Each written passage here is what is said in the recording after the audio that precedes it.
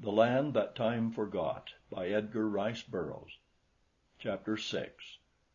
As we strolled slowly back toward the boat, planning and discussing this, we were suddenly startled by a loud and unmistakable detonation.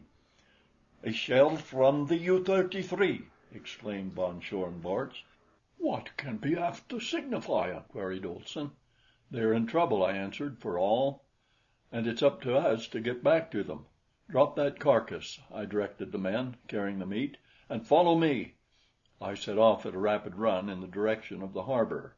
We ran for the better part of a mile without hearing anything more from the direction of the harbor, and then I reduced the speed to a walk, for the exercise was telling on us who had been cooped up for so long in the confined interior of the U-33.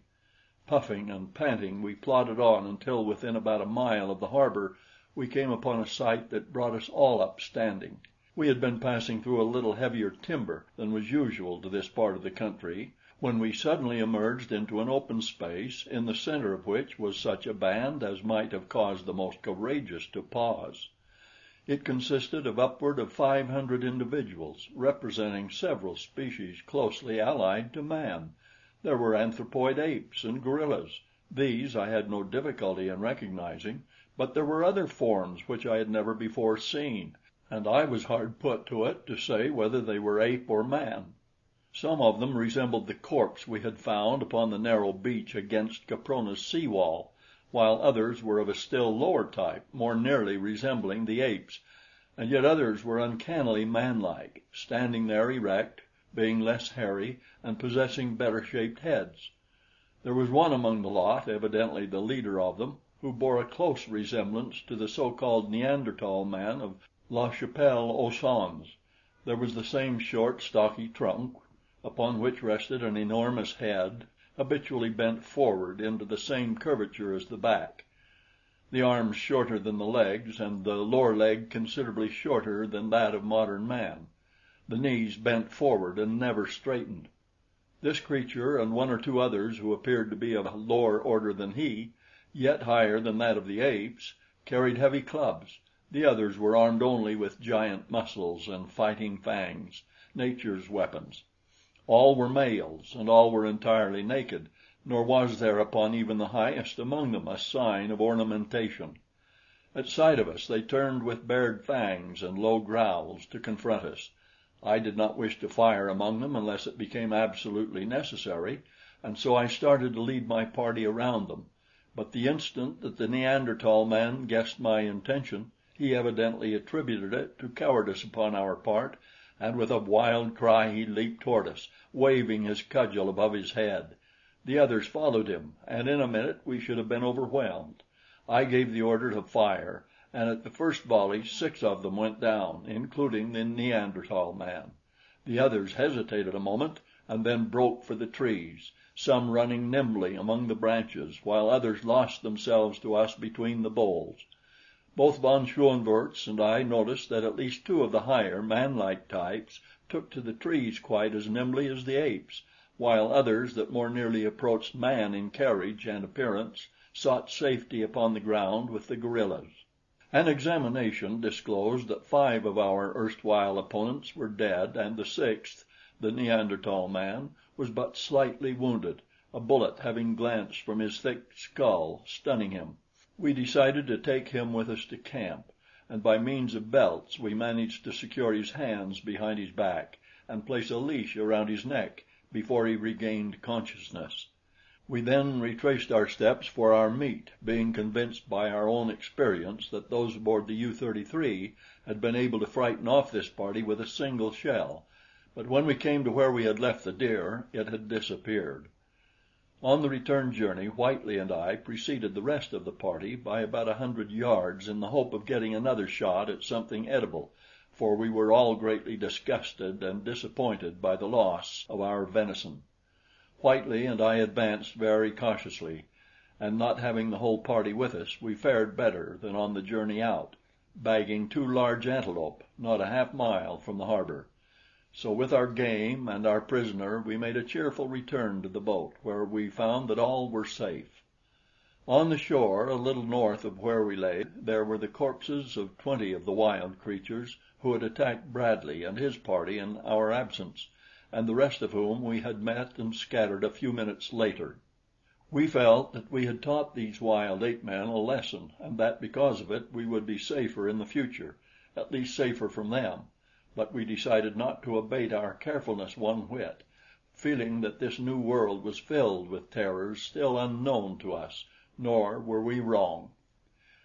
The following morning we commenced work upon our camp, Bradley, Olson, von Schoenvorts, Miss La Rue and I having sat up half the night discussing the matter and drawing plans. We set the men at work felling trees, selecting for the purpose jarrah, a hard, weather resisting timber which grew in profusion near by. Half the men labored while the other half stood guard, alternating each hour with an hour off at noon. Olson directed this work. Bradley, von Schoenvorts and I, with Miss La Rue's help, staked out the various buildings and the outer wall.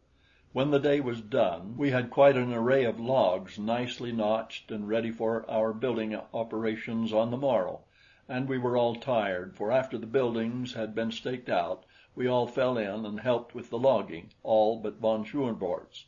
He, being a Prussian and a gentleman, couldn't stoop to such menial labor in the presence of his men, and I didn't see fit to ask it of him, as the work was purely voluntary upon our part.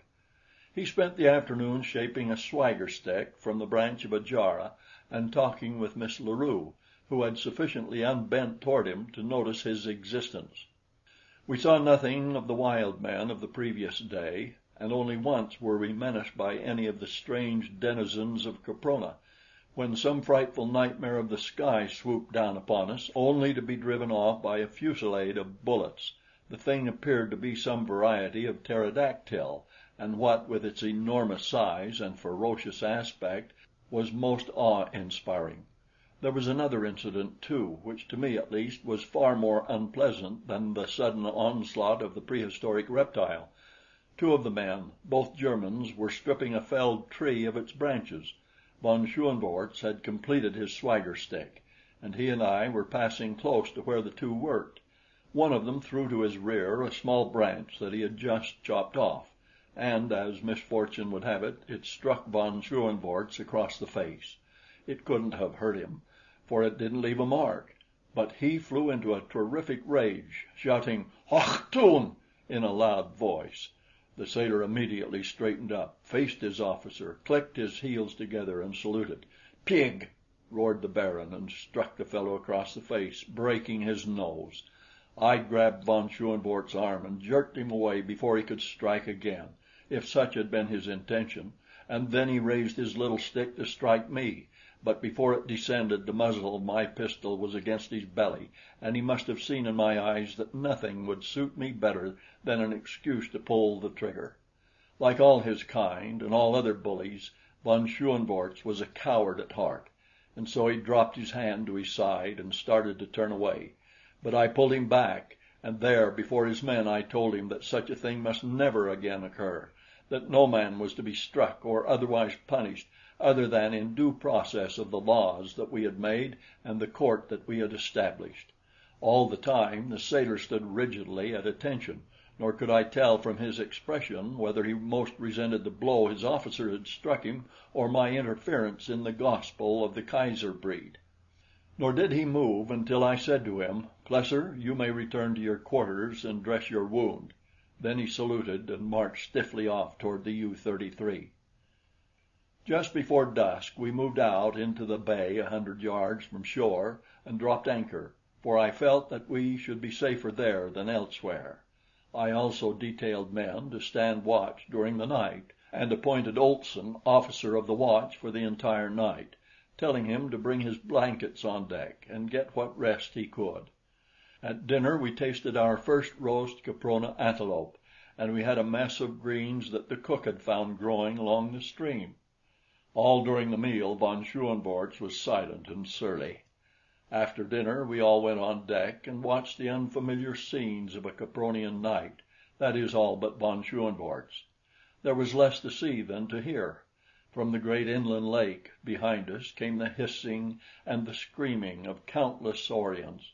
Above us we heard the flap of giant wings, while from the shore rose the multitudinous voices of a tropical jungle, of a warm, damp atmosphere such as must have enveloped the entire earth during the Paleozoic and Mesozoic eras. But here were intermingled the voices of later eras, the scream of the panther, the roar of the lion, the baying of wolves, and a thunderous growling which we could attribute to nothing earthly, but which one day we were to connect with the most fearsome of ancient creatures. One by one the others went to their rooms, until the girl and I were left alone together, for I had permitted the watch to go below for a few minutes, knowing that I would be on deck. Miss La Rue was very quiet, though she replied graciously enough to whatever I had to say that required a reply. I asked her if she did not feel well. "Yes," she said, "but I am depressed by the awfulness of it all. I feel of so little consequence, so small and helpless in the face of all these myriad manifestations of life stripped to the bone of its savagery and brutality. I realize as never before how cheap and valueless a thing is life. Life seems a joke, a cruel, grim joke. You are a laughable incident or a terrifying one, as you happen to be less powerful or more powerful than some other form of life which crosses your path. But as a rule you are of no moment whatsoever to anything but yourself. You are a comic little figure hopping from the cradle to the grave. Yes, that is our trouble. We take ourselves too seriously. But Caprona should be a sure cure for that." She paused and laughed. "You have evolved a beautiful philosophy," I said. "It fills such a longing in the human breast. It is full, it is satisfying, it is ennobling. What wondrous strides toward perfection the human race might have made if the first man had evolved it and it had persisted until now as the creed of humanity." "I don't like irony," she said. "It indicates a small soul." "What other sort of soul, then, would you expect from a comic little figure hopping from the cradle to the grave?" I inquired. "And what difference does it make anyway, what you like and what you don't like? You are here for but an instant, and you mustn't take yourself too seriously." She looked up at me with a smile.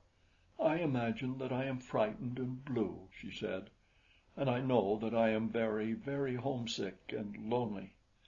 There was almost a sob in her voice as she concluded. It was the first time that she had spoken thus to me. Involuntarily I laid my hand upon hers where it rested on the rail. "I know how difficult your position is," I said, "but don't feel that you are alone. There is one here who would do anything in the world for you," I ended lamely. She did not withdraw her hand, and she looked up into my face with tears on her cheeks, and I read in her eyes the thanks her lips could not voice. Then she looked away across the weird moonlit landscape and sighed. Evidently her new-found philosophy had tumbled about her ears, for she was seemingly taking herself seriously. I wanted to take her in my arms and tell her how I loved her, and had taken her hand from the rail and started to draw her toward me, when Olson came blundering up on deck with his bedding. The following morning we started building operations in earnest, and things progressed finely. The Neanderthal man was something of a care, for we had to keep him in irons all the time, and he was mighty savage when approached; but after a time he became more docile, and then we tried to discover if he had a language. Lys spent a great deal of time talking to him and trying to draw him out, but for a long while she was unsuccessful. It took us 3 weeks to build all the houses which we constructed close by a cold spring some 2 miles from the harbor.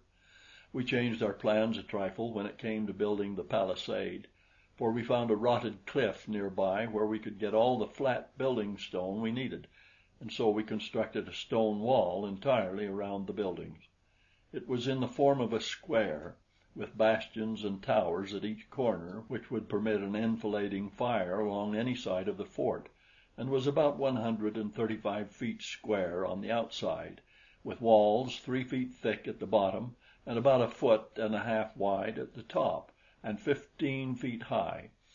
It took a long time to build that wall, and we all turned in and helped, except von Schoenvorts, who, by the way, had not spoken to me except in the line of official business since our encounter, a condition of armed neutrality which suited me to a T. We have just finished it, the last touches being put on today. I quit about a week ago and commenced working on this chronicle for our strange adventures, which will account for any minor errors in chronology which may have crept in. There was so much material that I may have made some mistakes, but I think they are but minor and few. I see in reading over the last few pages that I neglected to state that Lys finally discovered that the Neanderthal man possessed a language. She had learned to speak it, and so have I, to some extent. It was he, his name he says is Am or Om, who told us that this country is called Caspak.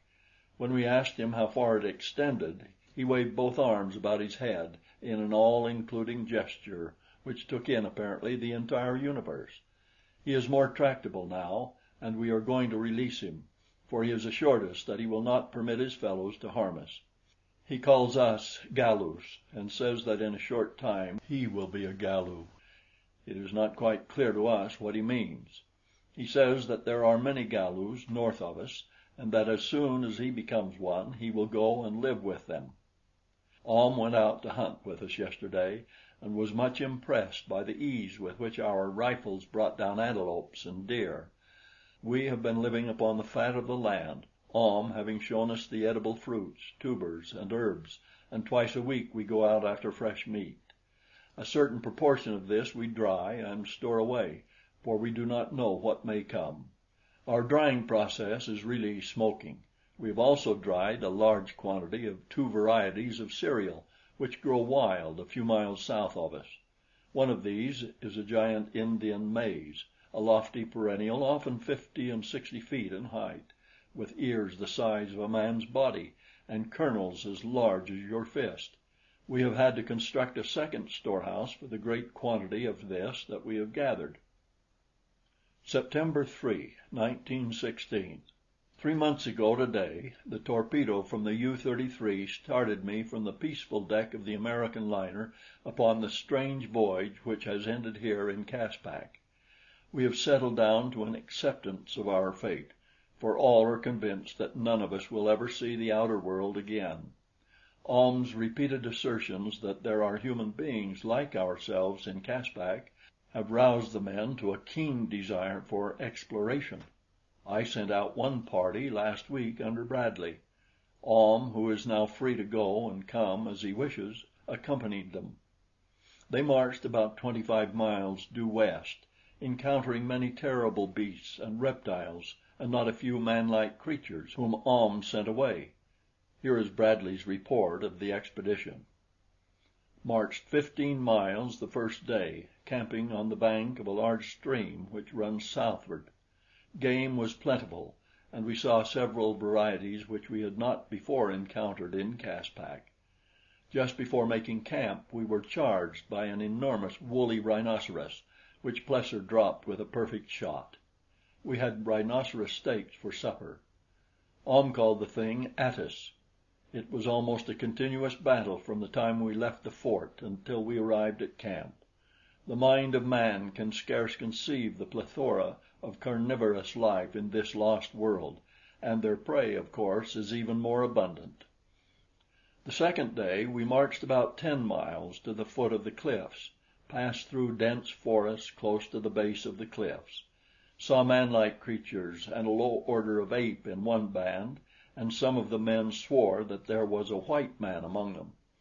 They were inclined to attack us at first, but a volley from our rifles caused them to change their minds. We scaled the cliffs as far as we could, but near the top they are absolutely perpendicular, without any sufficient cleft or protuberance to give hand or foothold. All were disappointed, for we hungered for a view of the ocean and the outside world. We even had a hope that we might see and attract the attention of a passing ship. Our exploration has determined one thing which will probably be of little value to us and never heard of beyond Caprona's walls. This crater was once entirely filled with water. Indisputable evidence of this is on the face of the cliffs.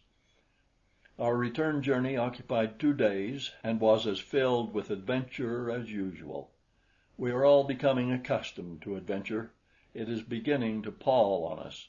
We suffered no casualties and there was no illness. I had to smile as I read Bradley's report. In those 4 days he had doubtless passed through more adventures than an African big game hunter experiences in a lifetime, and yet he covered it all in a few lines. Yes, we are becoming accustomed to adventure. Not a day passes that one or more of us does not face death at least once.